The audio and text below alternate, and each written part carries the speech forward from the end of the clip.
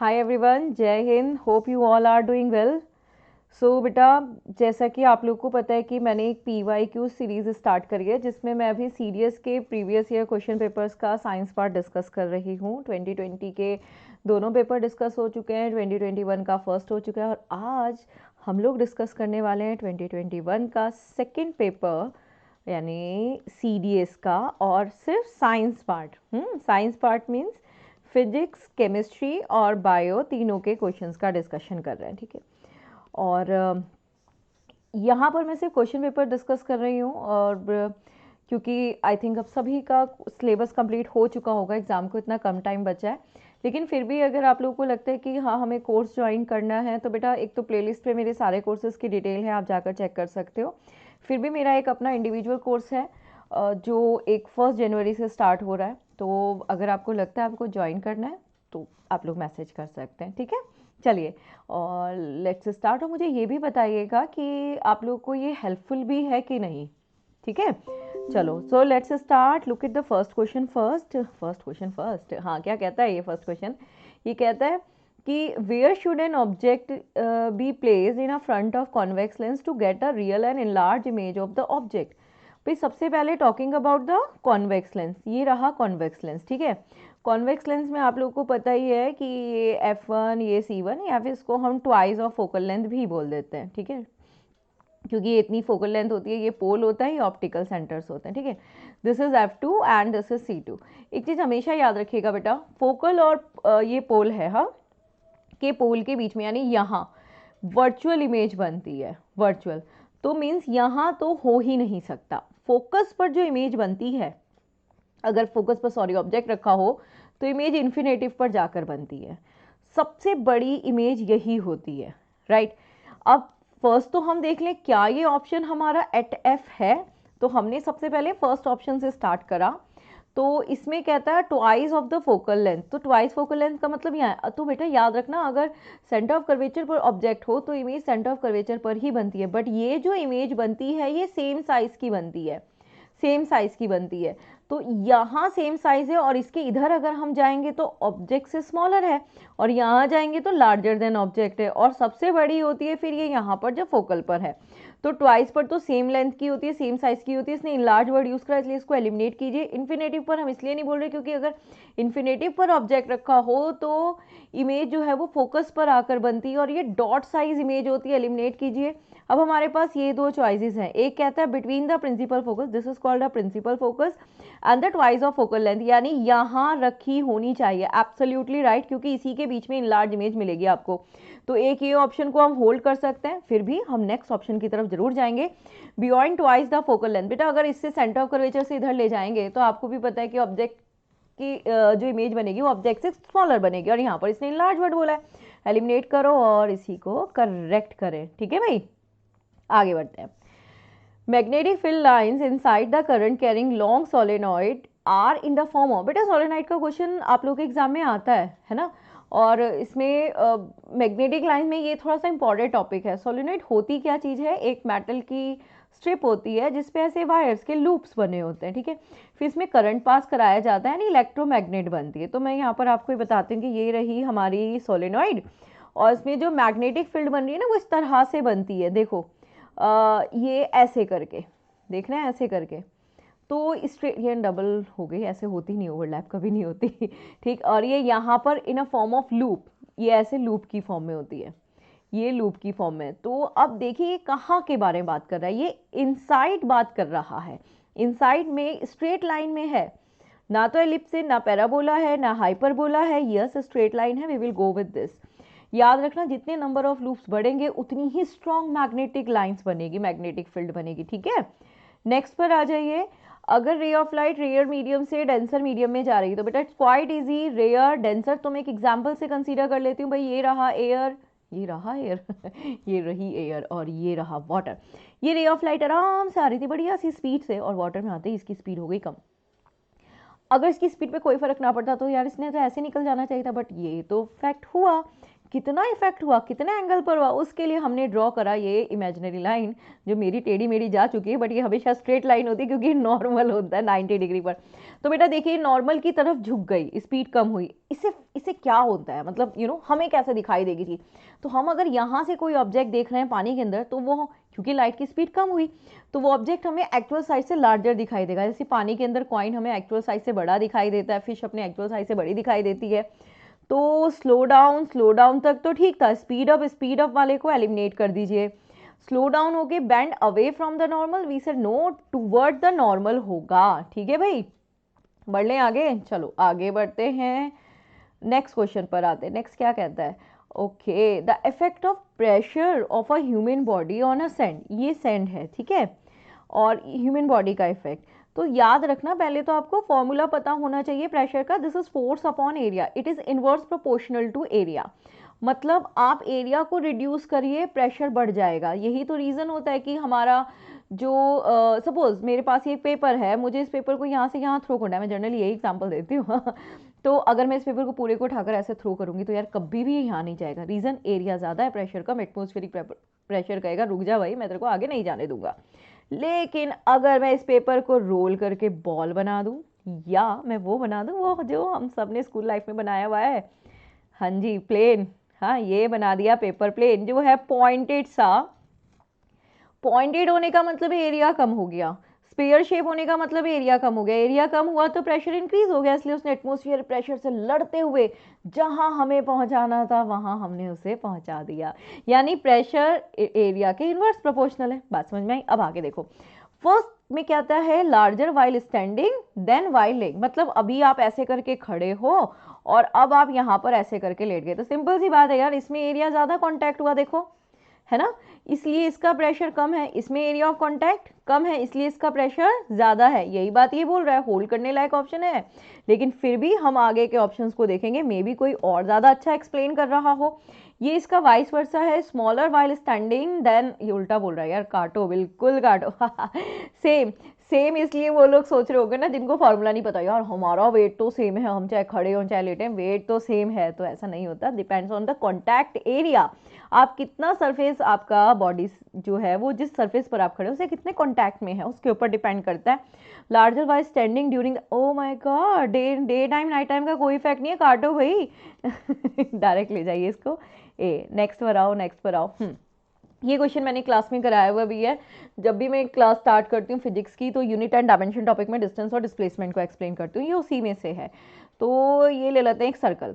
इसने कहा एक एथलीट है जो कंप्लीट कर रहा है 1 राउंड, जो कि एक सर्कुलर ट्रैक है जिसकी डायमीटर 100 मीटर है, और 20 सेकंड में एक राउंड कंप्लीट करता है। तो what will be the displacement after 1 minute and 10 second respectively. बेटा देखो सिंपल सी बात है, 1 मिनट में 60 सेकंड होते हैं, हाँ हाँ हाँ ये तो हमें सबको पता था, लेकिन दोबारा समझ लो क्या दिक्कत है तो देखो 20 सेकंड में एक राउंड डन है, 1 सेकंड में यूनाइटरी मेथड 1/20 राउंड्स, तो 60 सेकंड में 1/20 मल्टीप्लाई 60 बोले तो 3 राउंड्स हो गए भाई, 3 राउंड्स। अब एक बात बताओ, एक राउंड में डिस्प्लेसमेंट कितना, मतलब डिस्प्लेसमेंट होता क्या है, डिस्प्लेसमेंट होता है इनिशियल और फाइनल पोजीशन के बीच का डिस्टेंस। तो when you cover a 1 round, initial and final position तो सेम है बेटा, तो अगर सेम है तो डिस्प्लेसमेंट 0 हो गया कि नहीं, हो गया ना। तो 3 राउंड हो 4 हो कितने भी है, जब कंप्लीट राउंड हो रहा है तो डिस्प्लेसमेंट इज 0, मीन्स 1 मिनट में डिस्प्लेसमेंट आ गया 0। Look at the option, this is 0 metre, this is 0 metre, इन दोनों को एलिमिनेट कीजिए। अब इन दोनों में से कौन सा करेक्ट होने वाला है, that depends on a 10 second displacement. देखो 10 सेकेंड, 20 सेकेंड में पूरा राउंड कवर कर रहा है, तो 10 सेकेंड में सेमी सर्कल हुआ ना, हाफ, मतलब एक इनिशियल पोजीशन हो गई, फाइनल पोजीशन हो गई, कोई सी भी इनिशियल ले लो कोई सी भी फाइनल ले लो। बट देखो ये दोनों का जो डिस्टेंस है वो डायामीटर है, और डायामीटर है 100 मीटर, इसने मेंशन करा था क्वेश्चन में। तो 10 सेकेंड में हो गया 100 मीटर, क्या 100 मीटर ऑप्शन में है, बिल्कुल है, तो we will go with option D. ठीक है, आगे आ जाओ नेक्स्ट पर। एक इलेक्ट्रिक सर्किट है consisting of cell and ammeter and a nichrome wire, nichrome जो हमारा हीटर होता है उसकी वायर को बोलते हैं, निकल एंड क्रोमियम की बनी होती है, and this is the only alloy जिसको इतना गर्म कर दो, रेड हॉट भी कर दो, फिर भी ये मेल्ट नहीं होता, आपके हीटर में प्रेस में इसी की वायर होती है। ठीक है, फिर कहता है कि अगर इसकी लेंथ को रिड्यूस करके हाफ कर दिया तो एमीटर की रीडिंग पर क्या फ़र्क पड़ेगा। सबसे पहले एमीटर है क्या भाई, करंट मेज़र करता है। तो बेसिकली ये कह रहा है कि एक वायर की लेंथ L थी, फिर L/2 कर दी तो करंट पर क्या इफेक्ट पड़ा। अब हमने लेंथ से रिलेशन किसका पढ़ा हुआ है, हमने लेंथ से रिलेशन पढ़ा हुआ है रेसिस्टेंस का। तो अगर पहले रेसिस्टेंस R था जब लेंथ L थी, तो L/2 हुई तो ये R/2 हो गया। तो बेटा अगर ये R/2 हुआ तो याद रखना I और R आपस में इन्वर्स प्रोपोर्शनल हैं, ठीक है। तो ये अगर यहाँ पर I था करंट, तो इसमें 2I हो गया क्योंकि रेसिस्टेंस का इन्वर्स प्रोपोर्शनल है, ये हाफ हुआ तो ये ट्वाइस हो गया। तो yes get double, B option है, इसलिए we will go with B. Next पर आ जाए बेटा। चलिए, ये कहता है यूनिवर्सल इंडिकेटर के लिए इनमें से कौन सा स्टेटमेंट करेक्ट है। बेटा सबसे पहली चीज, यूनिवर्सल इंडिकेटर कहते किसे हैं, दिस इज पीएच स्केल। कहाँ यूज करते हो आप इसे, पीएच स्केल को वी सेट हम ना इंडिकेटर की तरह से यूज करते हैं और एसिड बेसिस सॉल्ट नेचर को एग्जामाइन करते हैं थ्रू दैट। और इसमें 3 मार्किंग होती है, दिस इज 0, 7 एंड 14, ठीक है। ये वाले आपके एसिडिक, ये आपका बेस हो गया एंड दिस इज सॉल्ट। तो कहता है it is a mixture of several indicators, absolutely right. ये सेवरल इंडिकेटर्स, भाई सेवरल मतलब देखो ना एसिड बेस सॉल्ट हो ही रहा है, तो वी कैन से सेवरल ना, वीक एसिड वो सब भी है। तो यस करेक्ट। कहता है it show different colour at a different concentration, absolutely right बेटा। याद हम लोग लिटमस का इफेक्ट भी पढ़ते हैं कलरिंग का, तो यस इसमें कलरिंग इफेक्ट होता है वीक और स्ट्रॉन्ग की वजह से, तो ये वाला भी करेक्ट है। It help to determine the strength of, absolutely right. देखो जितना पीएच कम होगा इतना स्ट्रॉन्ग एसिडिक होगा। याद करो हमारा लास्ट वाले पेपर में हमने डिस्कस किया था, आया हुआ क्वेश्चन था, पीएच 0 है तो वो स्ट्रॉन्ग एसिडिक हो गया, है ना। तो यस इससे स्ट्रेंथ का पता चलता है क्योंकि वीक और स्ट्रॉन्ग का। तो ये तीनों करेक्ट हैं, इसलिए डी वाला करेक्ट ऑप्शन हो गया, ठीक है बेटा। नेक्स्ट पर आ जाओ। कहता है इनमें से कौन सा allotrope of carbon good conductor of electricity है। आप लोगों को पता है कि डायमंड जो है वो गुड कंडक्टर नहीं है क्योंकि डायमंड के पास 4 इलेक्ट्रॉन का कोवैलेंट बॉन्ड है, एक भी इलेक्ट्रॉन फ्री नहीं है, इसलिए कोई कंडक्शन नहीं करेगा, ना तो इलेक्ट्रिसिटी का और ना ही हीट का। इसलिए 1 को एलिमिनेट कीजिए, 1 1 जिसमें है एलिमिनेट कर दो, अब तो सोचने का स्कोप ही खत्म हो गया। हाँ जी, ग्रेफाइट, तभी तो इलेक्ट्रोड्स इसकी बनाई जाती हैं, है ना। तो yes graphite is the conductor, fluorine भी नहीं है, हाँ जी फ्लोरीन भी कंडक्टर नहीं है, बट हाँ इट्स अ वंडरफुल ल्यूब्रिकेंट। अब नेक्स्ट पर आ जाओ। नेक्स्ट क्वेश्चन क्या कहता है कि approximate percentage of a carbon in a earth crust. बेटा अर्थ क्रस्ट में अगर आपसे क्वेश्चन पूछा जाता है मोस्ट अबंडेंट एलिमेंट कौन सा है, तो आप बोलेंगे दैट इज ऑक्सीजन, जो हमारे एटमोसफियर में, सॉरी अर्थ क्रस्ट में अराउंड 45 से 50% के आसपास है। और जब हम कार्बन डाइऑक्साइड की बात करते हैं तो दिस इज अराउंड 0.025%। तो यस ये हमारा बी वाला ऑप्शन करेक्ट हो गया। हमारी बॉडी में जो ऑक्सीजन है वो अराउंड 60-70 के बीच में, लाइक 65%, ठीक है। नेक्स्ट पर आ जाते हैं। When copper react with the moist, अरे यार ये तो बहुत बार डिस्कस कर लिया, लोग दोबारा से कर लेती हो याद है, silver turn black, copper turn green, iron turn brown, हर पेपर में आता है यार इसका क्वेश्चन। और सब में मैं बताती हूँ यार, इन तीनों को एक साथ कर लीजिएगा। कॉपर जो है वो सिल्वर ब्लैक हो जाती है क्योंकि सिल्वर सल्फाइड बनाता है, और कॉपर आपका कार्बोनेट बनाता है, और क्या हो जाता है, ग्रीन कलर का डार्क सा ग्रीन हो जाता है। And this is ferric oxide Fe2O3 rust iron, और ये चलता चला जाता है, इसलिए इसको XH2O की फॉर्म में लिखते हैं। तो यहाँ पर सोचना समझना ही नहीं है, ग्रीन कोडिंग की बात कर रहा है कार्बोनेट, देखो ऑप्शन में। और मैंने इसका एग्जाम्पल भी दिया था कि यार जो हमारी कॉपर की वाटर बॉटल्स होती है ना, आजकल बड़े ट्रेंडिंग है, उनको बाहर रखो, तो बाहर रखो मतलब नॉर्मल यूज़ करो, इट्स गुड। बट अगर आपने उसे पानी भर के सोचा यार फ्रिज में रख देता हूँ पानी भी ठंडा हो जाएगा, है ना, तो वो उसका कलर चेंज हो जाएगा मतलब बॉटल ना खराब सी हो जाती है, डार्क ग्रीन हो जाता है। चलिए, सोल्डर जो एलॉय है ना बेटा, एक चीज़ तो हमेशा याद रखना, alloy is a mixture of element, Hindi में बोले तो मिश्र धातु। ये मेटेलिक प्रॉपर्टी शो करता है और बहुत सारे मतलब इसका बहुत ज़्यादा यूज़ है। मेटल्स को कलेक्ट करके उसे बांधने में या उसको जोड़ने का काम करता है, और एरोप्लेन की बॉडीज़ की बनी हुई होती है। बेसिकली ये जो एलॉय होता है ये 2 चीज़ों का होता है, एक टिन और एक लेड। अगर परसेंटेज वाइज देखें तो 60% के अराउंड इसमें टिन हो गया, 40% के अराउंड लेड हो गया। मैंने ये अलाउ की एक ऑलरेडी क्लास उसमें डाली हुई है फोल्डर में, प्लेलिस्ट में, सॉरी फोल्डर बोल रही हूँ प्लेलिस्ट में, आप वहाँ पे देख लीजिएगा, क्योंकि इसमें जो फर्स्ट ऑप्शन है ब्रास वाला ये सब आ चुका है एग्जाम में। मतलब एक क्वेश्चन आ जाता है एलॉय का या और का। आगे ये नहीं है यार साइंस का, ये वाला क्वेश्चन डिस्कस कर लेते हैं। ये एनसीईआरटी का है कंप्लीट बिल्कुल, मतलब आप लोगों ने इसकी एक्सप्लेनेशन एनसीईआरटी में पढ़ी होगी आई थिंक 10th क्लास में ना, हाँ 10th में। देखो क्या है, एक टॉल प्लांट है ये रहा, ठीक है, एक स्मॉल प्लांट है ये रहा, दोनों में क्रॉसिंग हुई।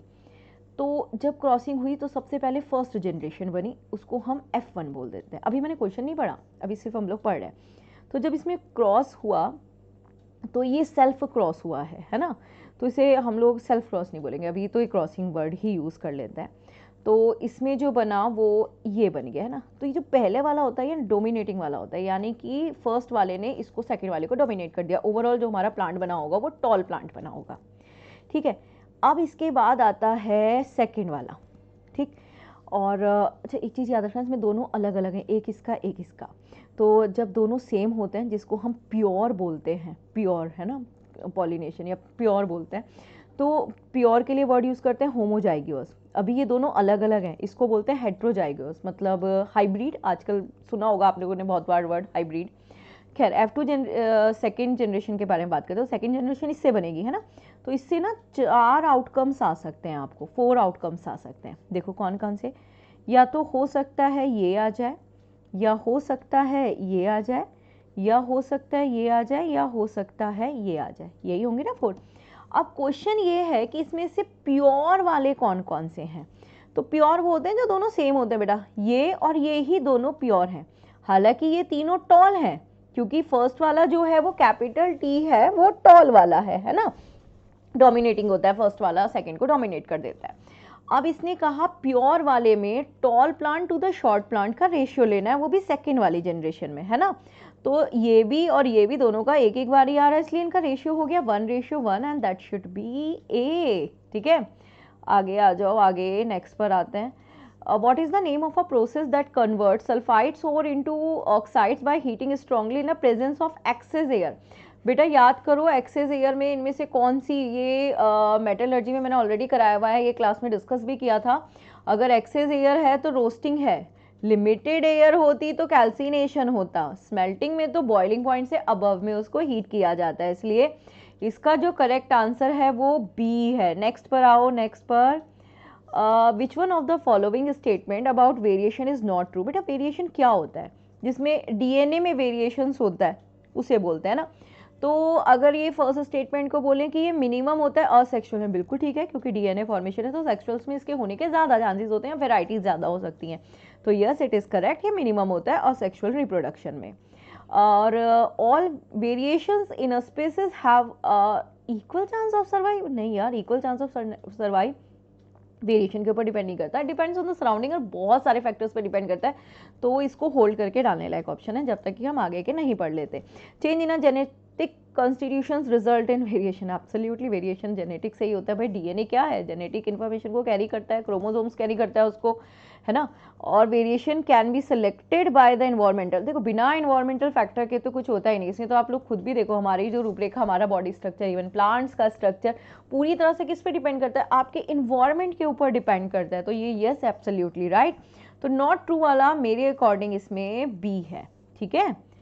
नेक्स्ट पर आ जाओ। हाँ, मेरे स्टूडेंट ने जितने उससे बढ़ गए वो इस क्वेश्चन को क्या बोलेंगे चाय वाला क्वेश्चन है ना, उससे इजी क्वेश्चन है। Which one of the following cell organelles में play in a role expelling excess water and a waste in a case of unicellular organism. देखो बेटा हमारे सेल के अंदर, मतलब I am talking about the plant cell या सारे cell के अंदर वैक्यूल्स, और एक प्लांट सेल में होता है प्लास्टिड। प्लास्टिड में कौन सा वाला, ल्यूकोप्लास्ट। सिर्फ यही दो हैं जो स्टोरेज करते हैं। जो ल्यूकोप्लास्ट है ये स्टार्च और ऑयल को स्टोर करता है, ठीक है बेटा। एंड जो वैक्यूल्स है ये सब चीजें स्टोर करता है, सब चीजें। सब चीजें का मतलब क्या है, खाना, मिनरल, वाटर, इवन जो भी है कि भाई हाँ सेल में बाहर भी जाना है, अभी एक साथ बाहर नहीं निकल सकता, उसको भी अपने अंदर स्टोर कर लेगा। अब यूनिसेलुलर है, एक ही सेल से बना हुआ है, तो उसमें जो वेस्ट मटेरियल है वो बाय द डिफ्यूजन बाहर जाएगा। तो जब एक साथ बाहर नहीं जा सकता तो ये अपने पास रख लेता है, उसको धीरे धीरे निकालता है। तो yes, vacuole should be the correct answer. चलो चलो आगे बढ़ते हैं। और वैक्यूल नॉन लिविंग होता है बेटा, हाँ। और प्लांट सेल के अंदर तो बहुत बड़ा साइज में होता है, हमारे अंदर मतलब जो ह्यूमन्स हैं उनके अंदर छोटा छोटा, एनिमल्स के अंदर छोटा होता है, बट नंबर ऑफ, हाँ। नेक्स्ट पे आते हैं। ह्यूमन बॉडी के अंदर ब्लड फ्लो करता है through the process of double circulation. Which one of the following statement is true in this regard? अरे यार, ये तो हार्ट से रिलेटेड है, मतलब मैं डैम श्योर हूँ ये तो मेरा कोई भी स्टूडेंट रॉन्ग कर ही नहीं सकता। मुझे बताना, मैं इतनी कॉन्फिडेंट हूँ, सही हूँ ना? तो मैं इसको बताती हूँ, इसको बड़े इजी तरीके से हूँ कि auricle auricle ventricle ventricle, this is right और लेफ्ट लेफ्ट। ये मत सोचना है राइट तो इधर का पार्ट होता है लेफ्ट इधर का। यार मैं इसको हार्ट के डायग्राम को इजी बनाने के लिए ऐसा एक्सप्लेनेशन देती हूँ जो सिर्फ और सिर्फ मेरी है, हाँ। कहीं से कॉपी करी हुई नहीं। सबसे पहले क्या होता है, देखो राइट से फिल्टर होता है आपका ब्लड और चला जाता है किसके पास? ऑक्सीजन के पास। क्या करना है यार, ऑक्सीजन दे दो मुझे प्लीज। फिर वो वापस आता है ऐसे करके यहाँ, ठीक है, ये ट्रैक है आपके ब्लड का। अब यहाँ पर क्या कहता है, oxygenated blood reach the left side of a heart from the lungs. बिल्कुल ठीक है, यहाँ से लेफ्ट में ही तो आ रहा है, तो इसको करेक्ट है ये। फिर भी हम आगे के स्टेटमेंट्स पढ़ेंगे। Blood in a left side of a heart is poor in oxygen. भाई पुअर होगा तो कैसे काम चलेगा, लेफ्ट में ही तो ऑक्सीजनेटेड ब्लड है। बिल्कुल एनिलेट करो, सोचना नहीं है इसको। Deoxygenated blood from the left side of a heart is brought to the lungs for oxygenated. No बेटा, राइट से जाता है, तो इसको यहाँ से correction, oxygenated blood from the right side of the heart. बेटा राइट पार्ट्स में तो ऑक्सीजनेटेड ब्लड है ही नहीं, हटा दो ना इसको। बिल्कुल हटा दिया, तो ए वाला करेक्ट आंसर हो गया। हार्ट एक ऐसा टॉपिक है जिसमें हर बार क्वेश्चन आ जाता है, कभी बीपी से रिलेटेड, कभी ईसीजी से रिलेटेड।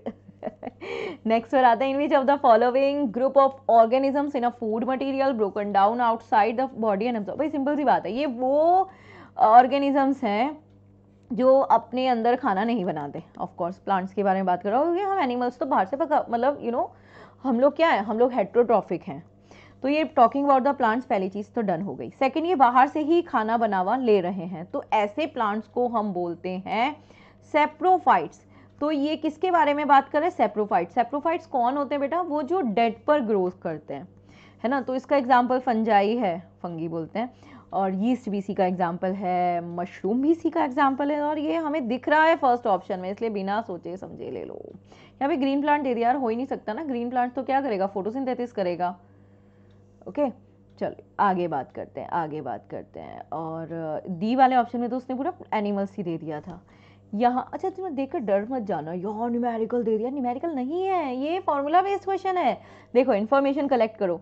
साउंड है जिसकी फ्रीक्वेंसी दे रखी है 4 किलोहर्ट्ज, फ्रीक्वेंसी को ऐसे करके बनाते हैं, दिस इज न्यू 4 किलोहर्ट्ज। हालांकि जब मैं क्लास में कराती हूँ मैं भी ना इसको एन ले लेती हूँ, वी और न्यू एक जैसा ना लगे इसलिए।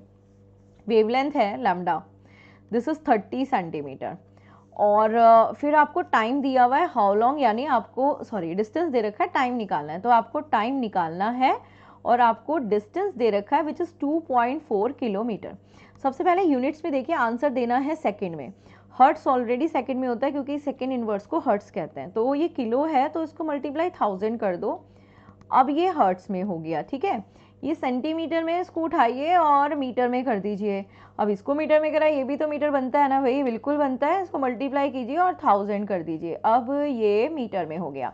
पहले इन दोनों की हेल्प से आप वेलोसिटी निकालेंगे। v is equal to n lambda, याद कीजिए फॉर्मूला आप लोगों ने करा होगा। अब आप बोलोगे मैम एन कहाँ से आ गया, आपने तो न्यू लिया था। तो यार मैं न्यू ना, मुझे न्यू और v मेरा बहुत सिमिलर सा लगता है, इसलिए मैं इसको n से रिप्रेजेंट कर देती हूँ। आप मत कीजिएगा, देख लो, करोगे भी तो कोई फर्क नहीं पड़ने वाला, सब्जेक्टिव पेपर नहीं है ये। तो v हमें निकालना है, n हमारा हो गया 4 इंटू 1000 और क्या, दिस इज 30 अपॉन 100, 0 0 कितना आ गया, दिस इज 1 नहीं 1200 वॉट मीटर पर सेकेंड। अब आपको निकालना क्या टाइम, तो speed is equal to distance upon time. हाँ बच्चे, तो time is equal to distance upon speed. Distance की जगह लगा दो 2.4 इंटू 1000, 1 2 और 3, और ये हो गया 1200। पॉइंट हटाओ, एक जीरो लगाओ, 3 से 3 कैंसिल, ऐसे ही करते ना। This is 2, answer is 2 second, yes this should be the correct answer. देखो न्यूमेरिकल नहीं था, फॉर्मूला बेस्ड क्वेश्चन था, और इतने फॉर्मूला तो आपको पढ़ने ही पड़ेंगे क्योंकि नेक्स्ट क्वेश्चन भी कुछ इसी तरह का आ गया है, बस ये इलेक्ट्रिसिटी का है। और सेम क्वेश्चन मैंने क्लास में कराया हुआ है, आप लोग चाहो तो प्लेलिस्ट में जाकर देख सकते हो। एक इलेक्ट्रिक बल्ब है जो कनेक्ट हो रहा है 110 वोल्ट जनरेटर से, मतलब वोल्टेज जो है उसकी 110 वोल्ट है, ठीक है। और करंट जो उसमें जा रहा है, करंट दिस इज 0.2 एम्पियर। निकालना क्या है भाई, पावर निकालनी है। पावर होती क्या है, V इंटू आई, वॉट में निकाली जाती है।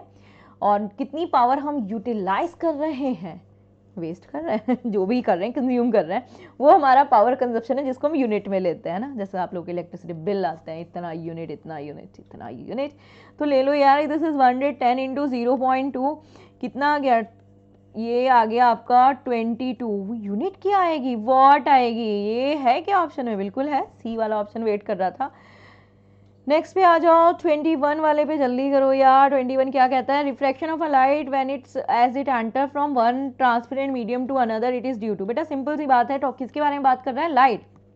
लाइट क्या है, लाइट इलेक्ट्रोमैग्नेटिक इन नेचर है, तो जब भी इलेक्ट्रोमैग्नेटिक होती है लाइट ट्रेवल करती रहती है, इसे किसी के सहारे की जरूरत नहीं है। लेकिन हाँ, अगर मीडियम या पार्टिकल ज़्यादा डेंस हुए तो स्पीड में वेरिएशन हो जाता है, इसलिए change in the speed of light.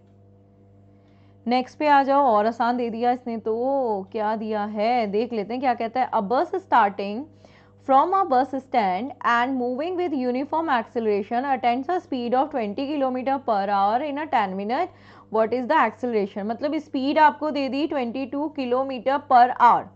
बेटा 20 किलोमीटर 22 किलोमीटर पर आवर है, इसका मतलब ये हुआ कि इसको आप मीटर पर सेकंड में कर लो, तो कितनी, नहीं किलोमीटर पर आवर में ही रहने देते हैं क्योंकि आंसर किलोमीटर पर आवर में ही है।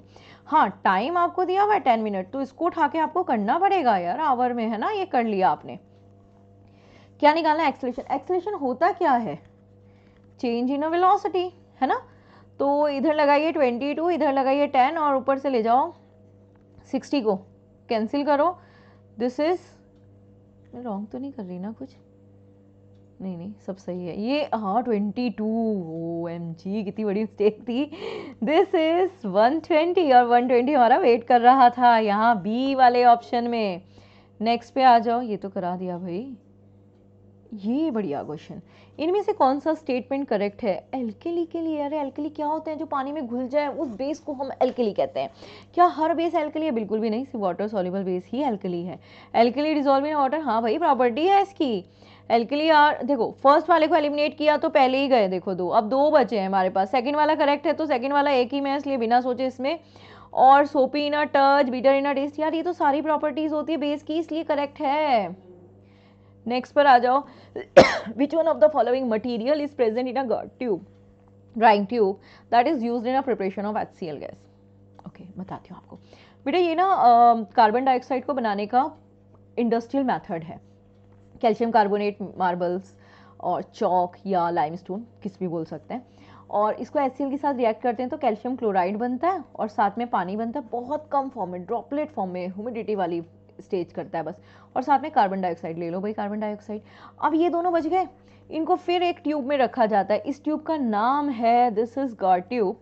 और इसके अंदर क्या होता है, जब इन दोनों को रखा जाता है ना, तो ये दोनों आपस में रिएक्ट करते हैं, वापस से HCl बन जाता है। सोचो वापस से क्या बना, HCl बना, और ब्लीचिंग पाउडर बन जाता है, खैर HCl बना। तो HCl किससे बना, जब कैल्शियम क्लोराइड को, तो कैल्शियम क्लोराइड, ये मोस्टली मैं जब कार्बन एंड कंपाउंड का कार्बन डाइऑक्साइड टॉपिक कराती हूँ तो उसमें कराती हूँ, आप लोग चाहो तो देख सकते हो। Next next next next next, अरे यार एक ही क्वेश्चन बार बार बार बार, अरे ये क्वेश्चन तो basically, which one of the following is the correct reactivity order of a metal reacting with dilute HCl। बेटा देखो, आपको याद होगा मैंने मेटल रिएक्टिविटी सीरीज कराई हुई है, please stop calling me a careless zebra, instead try learn how copper save gold, मैंने करा रखी है ये, हाँ आप देख लीजिएगा, प्रॉपर एक दिन इसी की क्लास ली थी। तो इसके अकॉर्डिंग ये सबसे ज़्यादा हाईली रिएक्टिव और लीस्ट रिएक्टिव एलिमेंट्स होते हैं, नोबल मेटल में चले जाते हैं। तो सबसे पहले मैग्नीशियम आ रहा है, मैग्नीशियम है, मैग्नीशियम है, मैग्नीशियम एलिमिनेट करो। उसके बाद एल्यूमिनियम है, एल्यूमिनियम इन दो में है। उसके बाद जिंक है और आयरन है, सीक्वेंस सेम है, याद रखना सबसे ज़्यादा रिएक्टिव ये वाला है, इसलिए ये सीक्वेंस करेक्ट हो गया। बेटा ये तो बहुत इंपॉर्टेंट है, लर्न करनी पड़ेगी, एवरी ईयर इसका 1 से 2 क्वेश्चन आ जाता है, इसलिए ये आप लर्न कर लीजिएगा। विच one of the following acid is secreted by the leaves. Okay बच्चे याद करो, ये इस मतलब क्वेश्चन जैसे कि चींटी ने काटा एंट ने या बी ने काटा तो होते हैं ना, कई बार कुछ प्लांट्स होते हैं चुभ गए तो आपको समटाइम ईचिंग होती है, समटाइम कुछ स्किन पर इफेक्ट दिखता है। तो this is because of formic acid. Formic acid तो है ही नहीं यार, मेथेनोइक एसिड। फॉर्मिक एसिड का दूसरा नाम यानी IUPAC ने मेथेनोइक एसिड है। तीनों एसिड्स बहुत ज़्यादा नुकसान नहीं करते तो गुड है हमारे लिए। विनेगर, टार्ट्रिक, इमली and citric, citrus fruit. Fertilizers are used to obtain highly yield crops. The nutrient are usually not available enough. मतलब ये क्वेश्चन ये कह रहा है कि इनमें से कौन सा न्यूट्रिएंट फर्टिलाइजर में नहीं होता। बेटा हमारे जो केमिकल फर्टिलाइजर है वो 3 कैटेगरी के ही होते हैं, नाइट्रोजेनियस, फोस्फेटिक और पोटैश। ठीक है, इनमें आयरन नहीं आता, इसलिए ए वाला ऑप्शन आपका हो गया करेक्ट। ठीक है, फर्टिलाइजर में से भी क्वेश्चन आ जाता है, मैनमेड कंपाउंड में से तो आता ही आता है। अब ये कहते हैं रूपा और सचिन है, इन्होंने एनिमल को ऑब्जर्व किया अपने स्कूल गार्डन में से। रूपा कहती है कि नहीं यार ये ना इंसेक्ट है, और सचिन कहता है कैसे मैच कर सकती है दोनों की थिंकिंग, है ना, क्योंकि एक रूपा है एक सचिन जो है, सचिन कहता है कि नहीं नहीं ये ना अर्थवॉर्म है। तो वो कौन सा करेक्टरिस्टिक्स है जिससे आप इसे कंफर्म करेंगे कि ये इंसेक्ट है। बेटा इंसेक्ट के लिए फाइलम में ऑर्थोपोडा है जिसमें सारे इंसेक्ट्स बिलोंग करते हैं, सबसे ज़्यादा एनिमल भी इसी से बिलोंग करते हैं। उनका फर्स्ट फीचर और करेक्टरिस्टिक्स ही यही है कि बॉडी में जॉइंट्स लेग हैं। तो yes, animals had joint leg, यही एक प्रॉपर्टी जिसके बेस पर हम उसे इंसेक्ट कहते हैं। Next, animal which are marine यानी नमकीन पानी में रहते हैं। बायलिटरल सिमेट्रिकल मतलब बीच में से काट दो, दोनों साइड एक जैसे सिमेट्रिक लाइन है ना।